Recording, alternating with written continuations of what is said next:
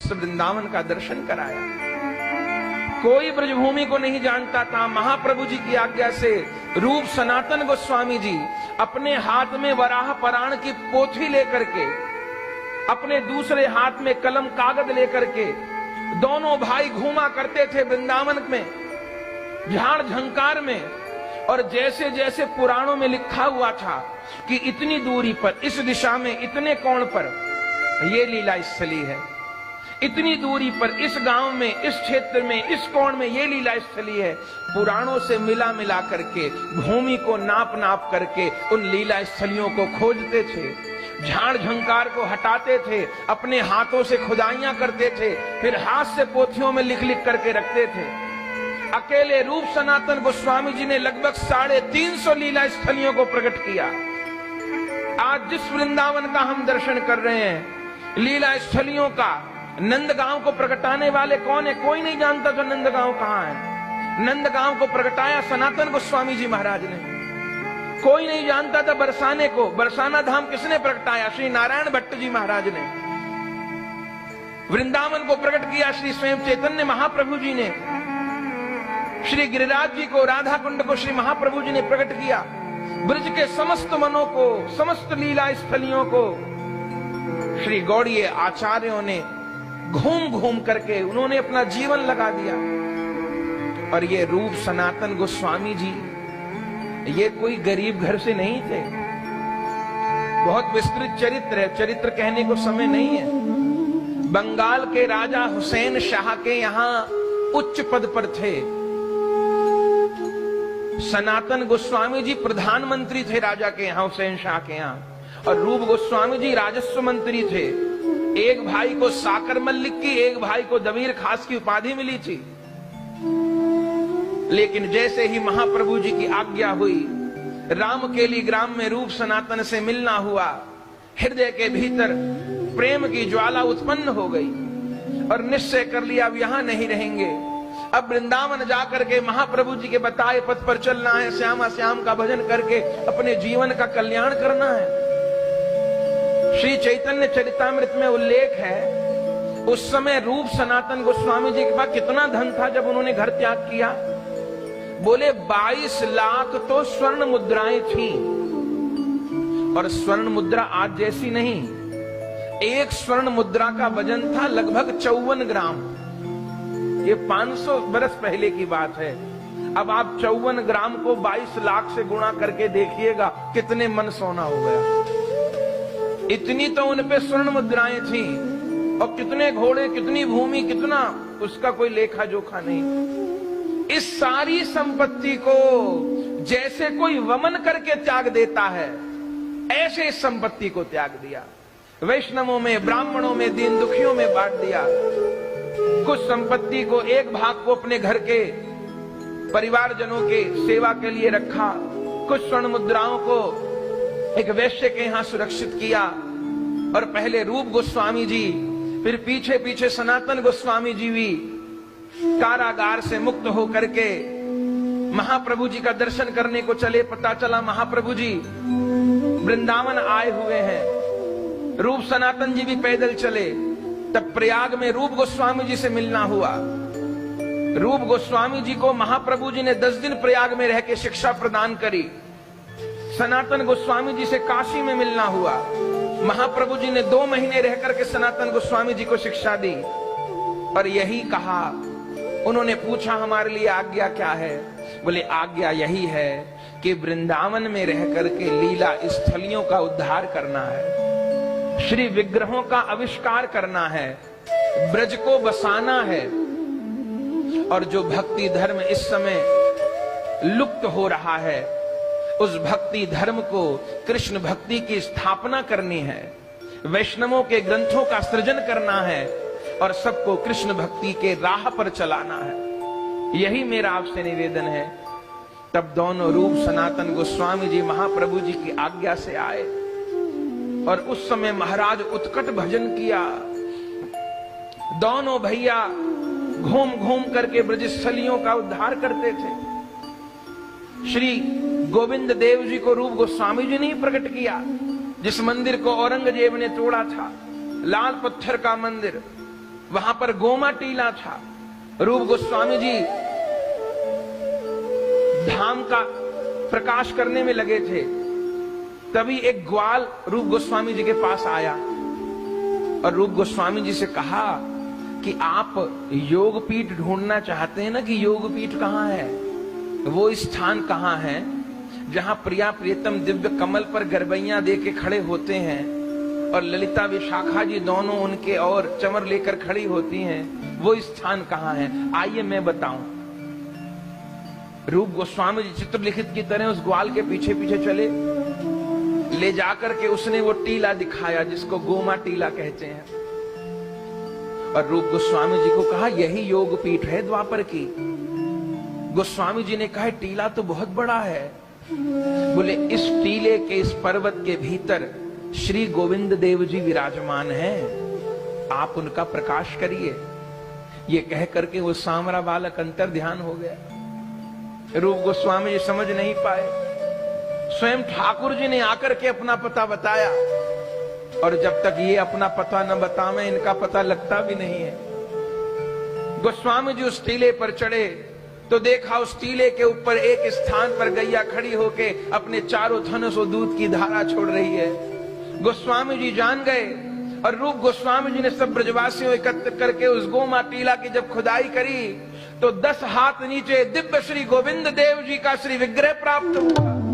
कहिए श्री राधा गोविंद देव की जय हो, राधा गोविंद देव की जय हो, गोस्वामी पाद की जय हो। आनंद हो गया। उन ठाकुर जी को प्रकट किया, अद्भुत गोविंद देव जी का स्वरूप है, टीले पर विराजमान किया। पीछे रघुनाथ भट्ट जी की आज्ञा से मान सिंह ने मंदिर बनवाया था, पर औरंगजेब के समय जब आतंक हुआ तब उस मंदिर को ध्वस्त किया गया था। तब ठाकुर जी को पुजारी लोग जयपुर ले आए थे, चूंकि जयपुर में क्षत्रियों का राज था। आपने दर्शन किया होगा, अभी यात्रा गई थी कुछ दिन पहले, तब जयपुर में गोविंद देव जी के मंदिर में सत्संग कीर्तन दर्शन हुआ था। गोविंद देव जी जयपुर में विराजते हैं। ये वही वृंदावन के ठाकुर हैं जो रूप गोस्वामी जी ने प्रकट किए। सारे वृंदावन की लीला स्थलियों का उद्धार किया। फिर कुछ दिन रूप गोस्वामी जी नंदगांव के पास कदम्ब टेर जगह है, बड़ी सुरम्य बड़ा सुंदर स्थल कदम्ब टेर, जहां ठाकुर जी ने छाक आरोगी लीला करी। तो रूप गोस्वामी जी वहां कदम्ब टेर पे रहते थे। आज भी उनकी भजन स्थली वहां है। सनातन गोस्वामी जी दूर रहते थे, बीच बीच में दोनों भाई मिलते थे, अलग अलग अपने कार्य में लगे हुए थे। एक बार सनातन गोस्वामी जी के मन में आया कि रूप से जाकर के मिले।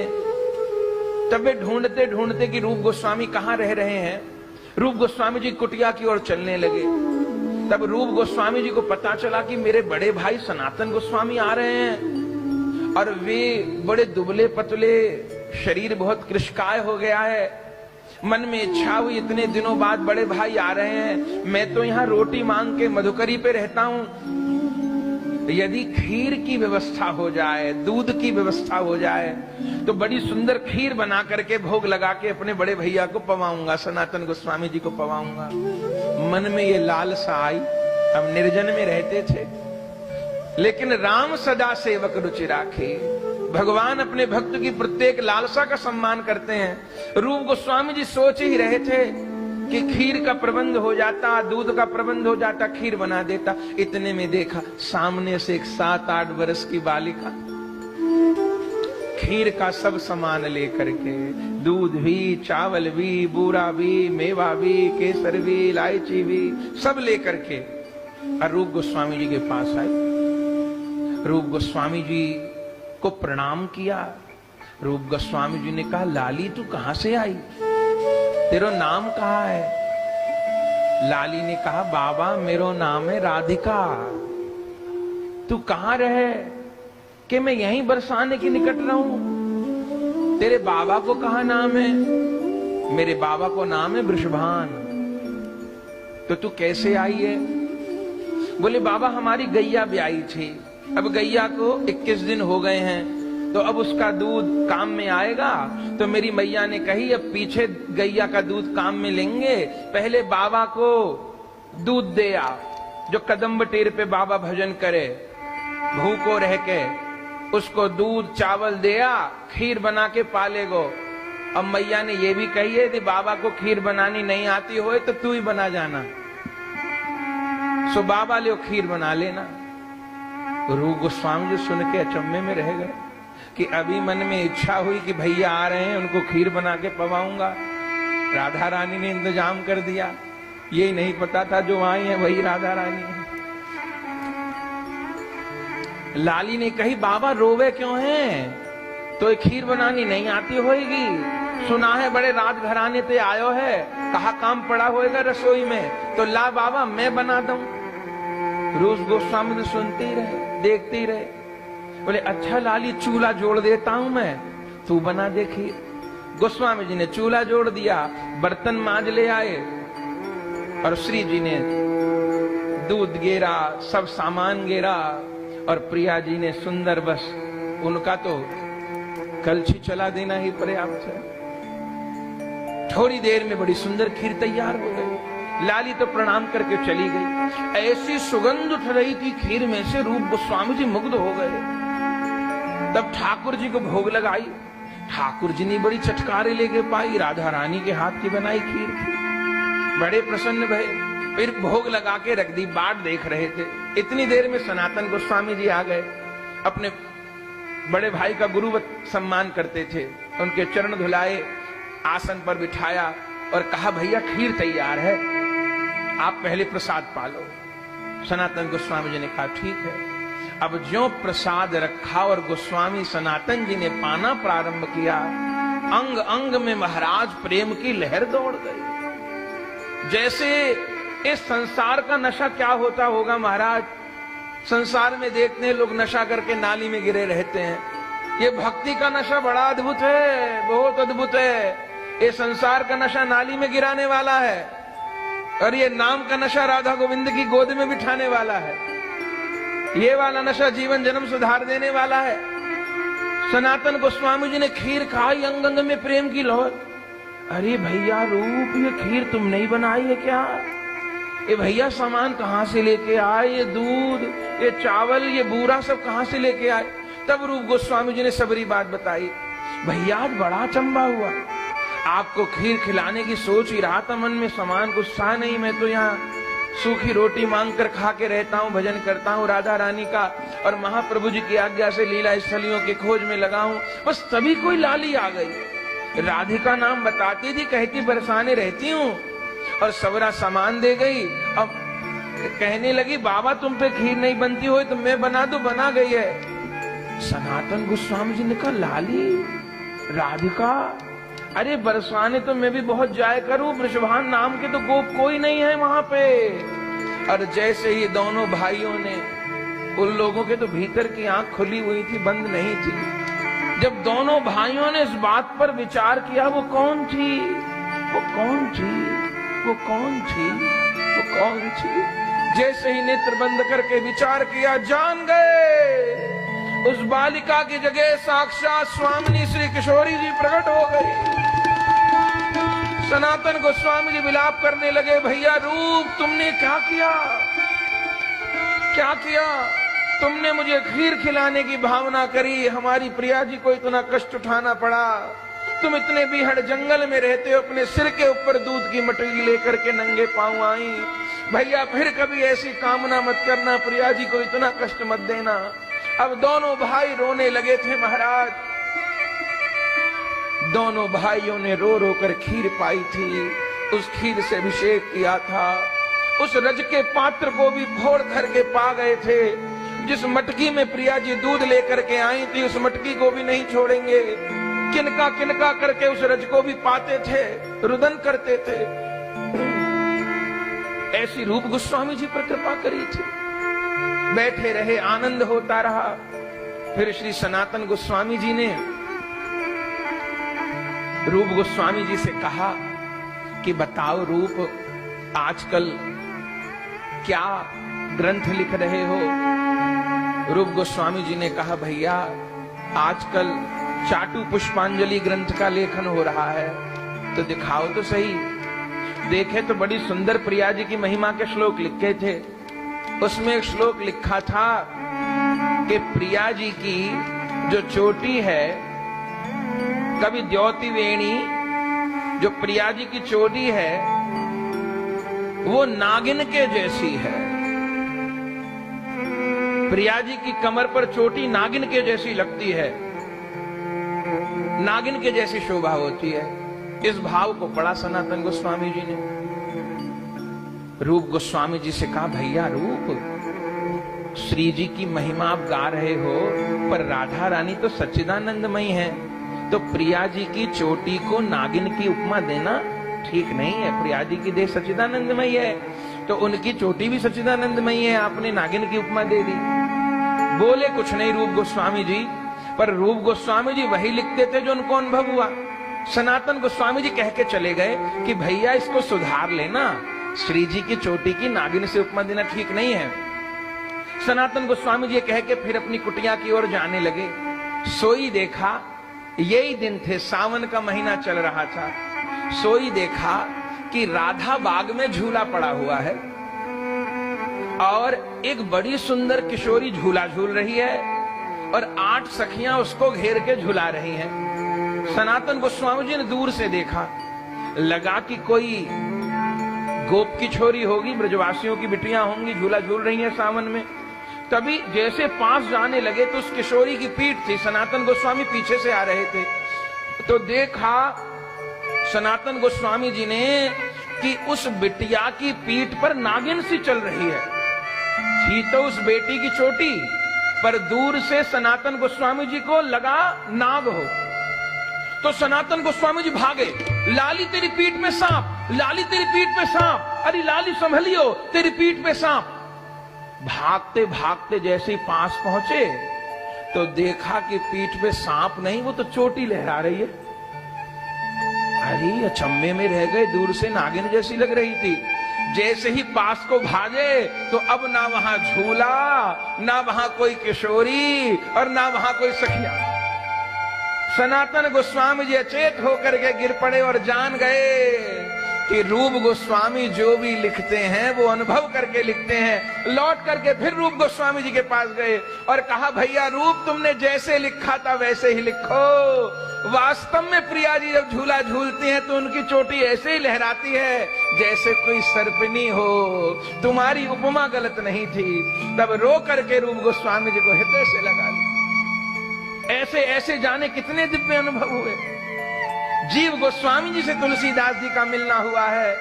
रूप गोस्वामी जी के भजन स्थली का दर्शन गोस्वामी तुलसीदास जी को कराया है। गोविंद देव जी का दर्शन करवाया है। फिर गोस्वामी तुलसीदास जी ने कहा कि हमको सनातन गोस्वामी जी के स्थान पर भी ले चलो।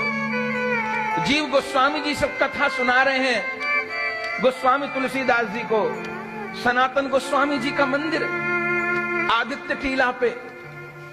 जीव गोस्वामी जी रूप गोस्वामी जी के शिष्य भी हैं और भतीजे भी हैं। उनके छोटे भाई के बेटे हैं, अनुपम जी के पुत्र हैं। सनातन गोस्वामी जी वृंदावन विराजते थे और भिक्षा करने जाते थे। एक बार मथुरा भिक्षा करने गए क्योंकि वृंदावन में तो कोई रहता नहीं था, तो महात्मा लोगों को भिक्षा करने प्राय मथुरा जाना होता था। मथुरा में दामोदर चौबे का घर था। उनके घर में एक मदन मोहन जी का विग्रह था। और ये मदन मोहन जी कौन थे? संतों का कहना है ये मदन मोहन जी अम्बरीश जी के सेवित ठाकुर जी हैं, सतयुग के ठाकुर जी हैं।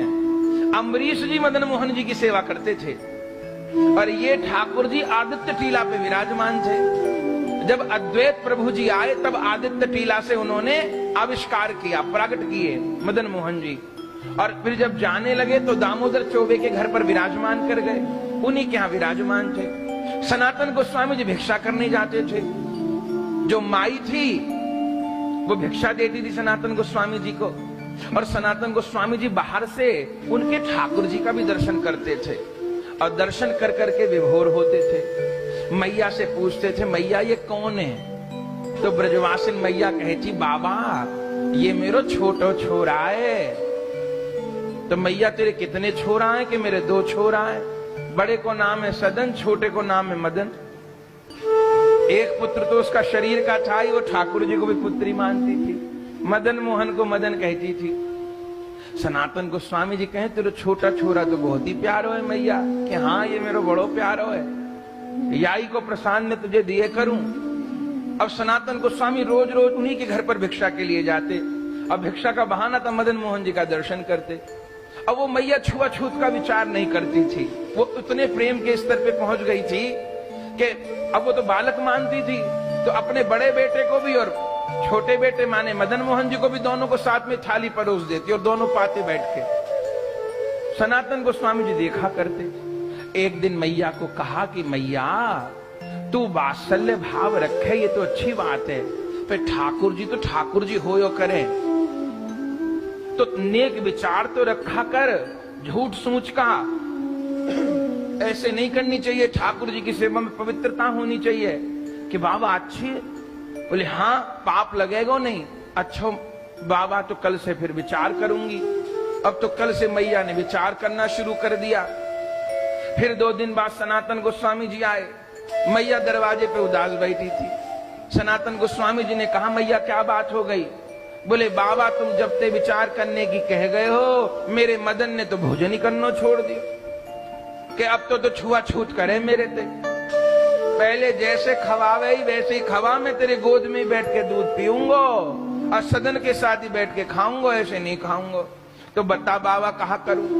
मदन की नहीं मानो तो मदन भूखो रह जाए, तेरी मानो तो तेरी आज्ञा का उल्लंघन हो, संतन की आज्ञा में रहना चाहिए, बता मैं कहा करूं? ये सुन करके सनातन गोस्वामी जी तो निहाल हो गए। बोली मैया तू जैसे सेवा करती है तू वैसे ही कर, तो इन सब बंधनों से बहुत ऊपर हो गई है, तेरे प्रेम में ठाकुर बंध गए हैं। बस रोज रोज अपने प्यारे का मदन का दर्शन करा दिया कर। अब सनातन गोस्वामी जी कुटिया में मन ही नहीं लगता, रोज मथुरा पहुंच जाए।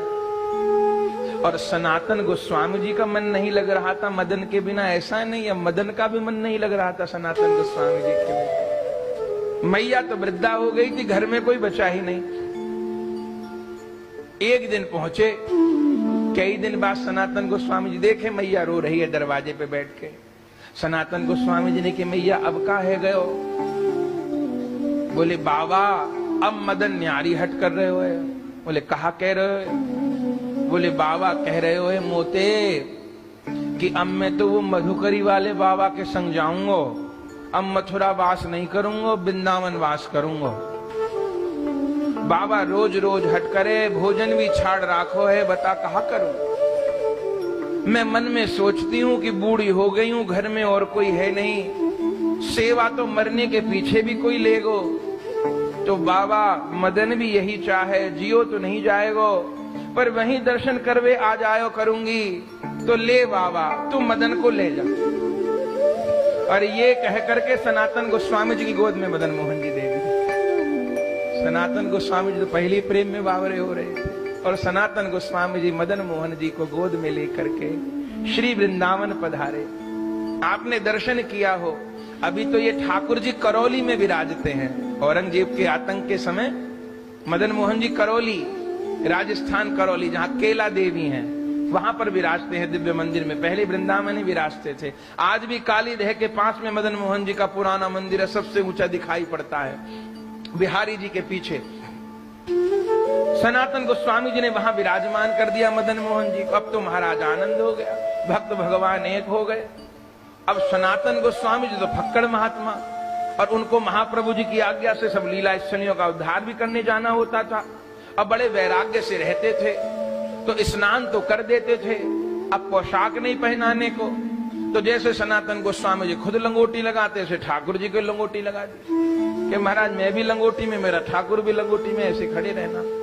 अब भोग का समय आया तो कुछ था नहीं, वे केवल आटा मांग के लाते थे सनातन गोस्वामी जी, और आटे को एक ही बार घोल बना के गोला बना लेते थे, रोटी भी नहीं बेलते थे, बाटी जैसा बना करके, और वो आंच पे कच्ची पक्की सेक लेते थे, और मदन मोहन जी के सामने परोस दी रखनी, लगाइए भोग। अब मदन मोहन जी पे सटकी जाए, वो तो वहां 56 भोग आरोप थे। 1 2 दिन 4 दिन सटकी, अब बड़ी मुश्किल से जल से नीचे उतारते। एक दिन तो मदन मोहन जी को कह दी, सनातन गोस्वामी जी को कह दी मदन मोहन जी ने कि बाबा ये बाटी मेरे से नहीं गले के नीचे सरकाई जाए। बाटी कोई दाल साग नहीं, वो भी अलौनी बाटी, कम से कम नमक तो डाल दिया करो बाटी में, बिना नमक की बाटी कैसे खाई जाएगी। सनातन गोस्वामी जी ने कहा प्रभु ये मेरे से नहीं होएगा। आज आप नमक मांग रहे हो, कल को बूरा मांगोगे, अब परसों घी मांगोगे, अब फिर रसगुल्ला मांगोगे, अब फिर 56 भोग मांगोगे। मैं गरीब फक्कड़ महात्मा या महाप्रभु जी की आज्ञा से धाम का आविष्कार करने को, लीला स्थली प्रकट करने को आया हूँ। मैं ये सेवा करूं कि भजन करूं कि लीला स्थलियों का प्रकाश करूं कि अब मैं नमक और चीनी और मसाला मांगता डोलूं। तो प्रभु यहाँ तो यही व्यवस्था है, अंगा बाटी बिना नमक की मिलेगी, आप अपनी राजी से आए हो। मदन मोहन जी ने कही अच्छा बाबा, बोले हाँ सरकार मेरे पे तो यही व्यवस्था है, तो अच्छा फिर मैं अपने आप कर लूं व्यवस्था। सनातन जी ने कहा अपने आप करना चाहो सो आप कर सकते हो। सो ठाकुर जी ने जजमान फंसा लिया। कहते हैं उस समय यमुना जी बिल्कुल मदन मोहन जी के मंदिर से लग के ही बहती थी, और एक पंजाबी सेठ थे, नाम था उनका रामदास कपूर। वे आगरा जा रहे थे यमुना जी के माध्यम से व्यापार करने, और महाराज वृंदावन होते ही जा रहे थे आगरा, और मदन मोहन जी का मंदिर आया, सोई उनकी नौका बैठ गई यमुना जी। अब भतेरे जोर लगा लिए, चले नहीं। अब उस नौका में बहुमूल्य सामग्री मेवा सब भरी हुई थी, व्यापार करने जा रहे, बड़े परेशान। बैठती चली गई नौका। नाविक से कहा, नाविक ने कहा महाराज पता नहीं कैसी भंवर में दलदल में फंस गई, और नहीं कुछ करा गया तो बैठ जाएगी सबरा, माल समाप्त हो जाएगा, क्या करे, कोई दिखता नहीं। तभी उन कपूर जी ने देखा कि ऊपर टीले पर दिया जल रहा है, लगता है कोई है, सहायता मांगो जाके। ऊपर पहुंचे तो सनातन गोस्वामी जी भजन कर रहे थे, दिया जल रहा था, पास में मदन मोहन जी। रामदास कपूर ने जाके प्रणाम किया, हे महाराज बड़ी विपत्ति में हूं। सनातन गोस्वामी जी ने कहा क्या नाम है? बोले महाराज पंजाब का सेठ हूं, मेरा नाम रामदास कपूर है, आगरा व्यापार करने के लिए आया था, मेरी नौका यहाँ आदित्य टीला के पास फंस गई है दलदल में, आप कुछ उपाय बता दीजिए, कोई तरीका बता दीजिए मेरी नौका निकल जाए, फिर आप जो कहोगे आपकी सेवा कर दूंगा, जितना कहोगे उतना दान दे दूंगा, सेवा कर दूंगा, मेरी नौका निकलवा दीजिए। नौका अटक गई है। सनातन गोस्वामी जी ने कहा भैया हमें तो कुछ नहीं चाहिए, पर ये तेरी नौका अटकी नहीं है, अटकाई गई है। बोले कौन ने अटकाई है? बोले ये जो तेरी टांग पे खड़ा है ना कोने में, सब इसी की लीला है, इसी से कहो। बोले अच्छा। तब तो रामदास कपूर जी मदन मोहन जी के चरणों में पड़ गए, क्षमा मांगने लगे, हे ठाकुर जी नौका निकलवा दीजिए, अब की बार जो व्यापार में लाभ होगा, मेरा माल बच जाए, पूंजी बच जाए मेरी, जितना लाभ होगा सब आपके लिए, आपका दिव्य मंदिर सेवा की व्यवस्था कर दूंगा। ये कह के नीचे गया, बिना सहारा लगाए नौका जल पे तैरने लगी। अभी नीचे पहुंचे ही था, किसी ने हाथ भी नहीं लगाया, नौका जल पे तैरने लगी। और तब तो महाराज ये व्यापारी चले और आगरा लेकर के गए, इनको उस बार व्यापार में भी दुगना तिगुना लाभ हुआ, और फिर ये सब उस धन राशि को लेके आए। कहते हैं उस समय 1 लाख रुपए इन्होंने खर्च किए, 500 वर्ष पहले, बहुत बड़ी रकम थी।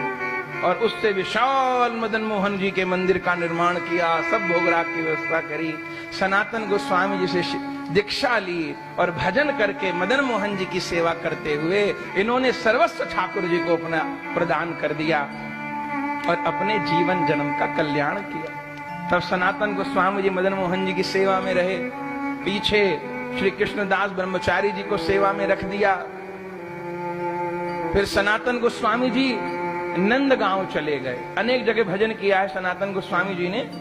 नंदगांव में पावन सरोवर है, पावन सरोवर के पास सनातन गोस्वामी जी की भजन स्थली है, वहां पर सनातन गोस्वामी जी भजन करते थे, बहुत समय तक भजन किया।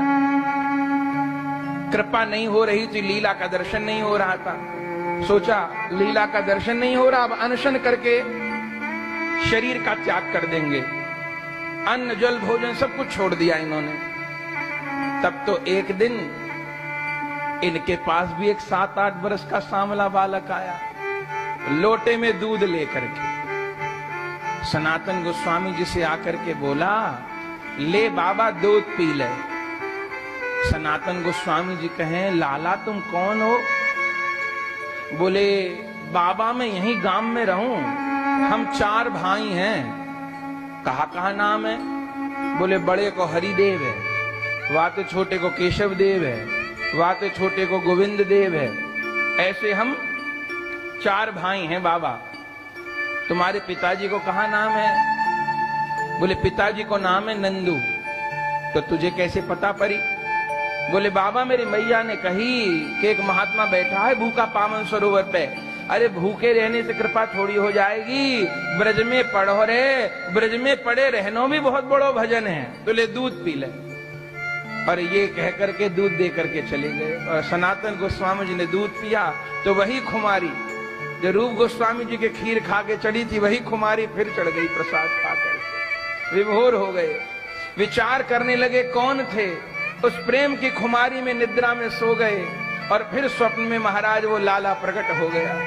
सनातन गोस्वामी जी पूछ रहे हैं, आप कौन हो? बालक कह रहे हैं, मैं नंद को लाला हूं बाबा, यहीं पर्वत पे रहता हूं। तुम भूखे थे, रहा नहीं गया, इसलिए तुम्हारे लिए दूध लेके आया हूं। और इस पर्वत के नीचे ही गुफा में नंद बाबा जशोदा जी मेरे विग्रह विराजमान हैं, तो जल्दी आविष्कार करो, पर्वत के ऊपर मंदिर बनवाओ, सेवा का प्राकट्य करो। सनातन गोस्वामी जी हड़बड़ा करके उठे, श्री कृष्ण की कृपा हो गई ये जान करके। और जैसे ही नंदगांव के निकट जहां पर्वत पर मंदिर है, वहीं नीचे गुफा में जब भीतर प्रवेश किया, झाड़ झंकार को हटाया, पत्थरों को हटाया, तो क्या देखा? भीतर नंद यशोदा जी के बड़े बड़े विग्रह और श्री कृष्ण बलराम के विग्रह विराजमान थे। आप नंदगांव जाके दर्शन करते हैं तो वहां ठाकुर जी विराजमान है ना, नंद जी, यशोदा जी, श्री कृष्ण बलराम जी। वो कौन के प्रगटाए हैं, कौन के विराजमान किए हुए हैं? सनातन गोस्वामी जी के। सनातन गोस्वामी जी ने नंदगांव का प्राकट्य किया, विराजमान किए। और श्री सनातन गोस्वामी जी, रूप गोस्वामी जी, इन लोगों ने कितना परिश्रम किया। सनातन गोस्वामी जी रहते तो वृंदावन में थे, जहां समाधि स्थल है, और प्रतिदिन पैदल वृंदावन से गिरिराज जी की परिक्रमा करने जाते थे। वृंदावन से पैदल गिरिराज जी की परिक्रमा करने, और परिक्रमा करके फिर बरसाना नंदगांव दर्शन करते हुए फिर वृंदावन आते थे, वृंदावन के सब देवालयों के दर्शन करते थे, और गोपेश्वर महादेव का दर्शन करके फिर कुटिया पे आते थे। सनातन गोस्वामी जी प्रतिदिन लगभग 90 मील चलते थे, प्रतिदिन 90 मील। और ये क्रम उनका जीवन भर चलता रहा। जब उनकी 90 वर्ष की अवस्था हो गई, गिरिराज जी की परिक्रमा कर रहे थे, परिक्रमा करते करते करी नहीं गई, वृद्ध थे, थक गए, गिर गए मूर्छित होकर के। तभी देखा कि सामने एक बालक प्रकट हो गया है और मुख पर जल का छींटा देकर के सनातन गोस्वामी जी को उठा रहा है। सनातन गोस्वामी जी को थोड़ी सुध आई और खड़े हुए, देखे सामने बालक खड़ा है। बोले, तुम कौन हो? बोले, यहीं गिरिराज जी में रहता हूं बाबा, तुम गिर गए थे। बाबा बोले, हाँ वृद्ध हो गया हूं ना। बोले, बाबा इतने वृद्ध हो गए हो तो गिरिराज जी की परिक्रमा रोज रोज क्यों करते हो? अब नियम को छोड़ दो, अब नहीं होती तो मानसिक परिक्रमा कर लिया करो, इतनी दूर वृंदावन से आते हो, गिरिराज जी की परिक्रमा पैदल करते हो।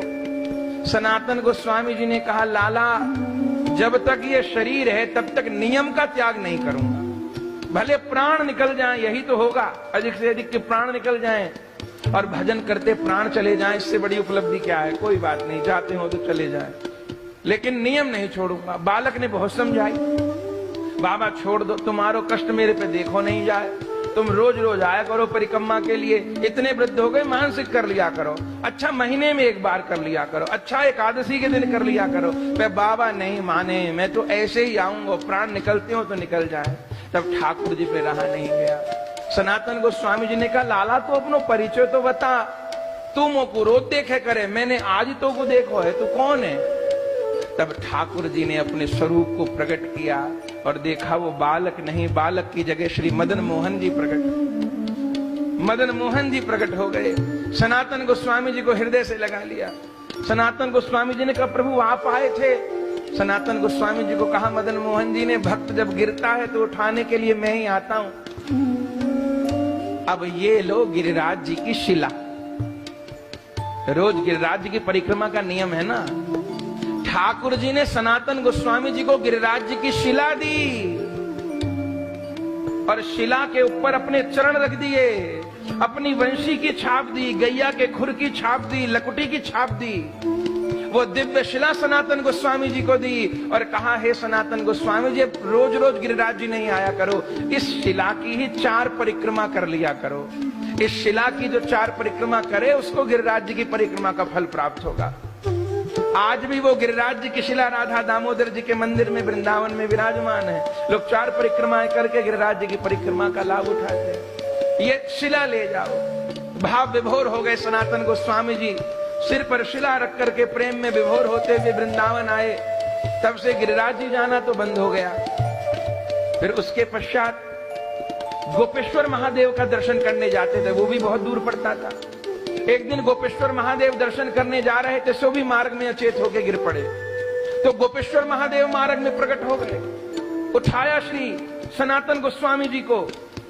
सनातन गोस्वामी जी अवाक होकर के उठे, देखा तो सामने गोपेश्वर महादेव खड़े हैं। चरणों में प्रणाम किया।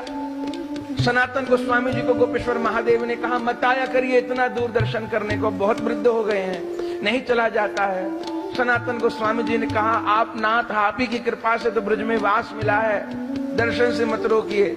सनातन गोस्वामी जी के लिए महादेव ने कहा, आपके लिए मैं यहीं रास्ते में प्रकट हो जाता हूं। गोपेश्वर महादेव दूर पड़ता है, यहां आपके लिए वनखंडी में प्रकट हो रहा हूं। तो वृंदावन में लोई बाजार के पास जो वनखंडी महादेव हैं, वो वनखंडी महादेव कौन है? जो कि सनातन गोस्वामी जी के लिए प्रकट हुए, स्वयं भोले बाबा। जो महत्व गोपेश्वर महादेव के दर्शन करने का है, वो वनखंडी महादेव के दर्शन करने का है। सनातन गोस्वामी जी पर इतनी कृपा हुई, बहुत समय तक दोनों भाई विराजमान रहे। फिर विक्रमी संवत 1611 की गुरु पूर्णिमा के दिन सनातन गोस्वामी जी अपने मदन मोहन जी का स्मरण करते हुए उन श्री गिरिराज जी की शिला को हृदय से लगाए हुए सनातन गोस्वामी जी ने अपनी देह का त्याग किया था। ये खबर सारे ब्रज में आग की तरह फैल गई थी। सारे ब्रजवासी सनातन गोस्वामी जी को पिता मानते थे। तब उनके वियोग में सब ब्रजवासियों ने अपने सिर मुंडवाए गुरु पूर्णिमा के दिन। इसलिए गुरु पूर्णिमा को मुड़िया पूनो कहते हैं। आप जानते हैं गिरिराज में सबसे बड़ी परिक्रमा गुरु पूर्णिमा के दिन लगती है, उसको मुड़िया पूनो का मेला कहते हैं। सरकार की तरफ से बड़ी बड़ी व्यवस्थाएं होती हैं, 20-30 लाख लोग पहुंचते हैं परिक्रमा देने के लिए। वो किस लिए लगती है मुड़िया पूनो की परिक्रमा? क्योंकि उस दिन समस्त ब्रजवासियों ने अपना सिर मुंडवाया, जैसे हमारे पिता का देहांत हो गया हो, और सनातन गोस्वामी जी की पावन देह को लेकर के गिरिराज जी में परिक्रमा लगाई और फिर श्री वृंदावन ला करके मदन मोहन जी के मंदिर के पास सनातन गोस्वामी जी को समाधिस्थ किया। इसलिए मुड़िया पूनो की परिक्रमा चलती है, लाखों लोग परिक्रमा देते हैं। और जब रूप गोस्वामी जी को पता चला कि मेरे भैया सनातन गोस्वामी जी अंतर ध्यान हो गए हैं, तब रहा नहीं गया। तब उस समय कहते हैं गुरु पूर्णिमा के दिन तो 1611 संवत में सनातन गोस्वामी जी अंतर ध्यान हुए, उनकी समाधि हुई और श्री रूप गोस्वामी जी समाधि दे करके उस रज को अपने देह से लगा करके अपनी कुटिया में प्रवेश कर गए और उसके बाद कुटिया से कभी बाहर नहीं निकले। और आज के दिन पवित्र एकादशी और द्वादशी के मिलन स्थल पर रूप गोस्वामी जी ने अपने प्राण प्यारे गुरु तुल्य भाई सनातन गोस्वामी जी उन प्रिया जी के प्रधान पार्षद के विरह में हा राधा, हा श्याम सुंदर, हा गोविंद कहते हुए श्री रूप गोस्वामी जी ने भी अपनी यही लीला को अंतर ध्यान किया। श्री रूप गोस्वामी जी साक्षात रूप मंजरी हैं, सनातन गोस्वामी जी साक्षात लवंग मंजरी हैं। राधा रानी का परिकर ही ब्रज वृंदावन को प्रकट करने के लिए धाम में प्रकट हुआ और ब्रज वृंदावन को प्रकट करके, लीला स्थली को प्रकट करके अंतर ध्यान हो गया। आज गोस्वामी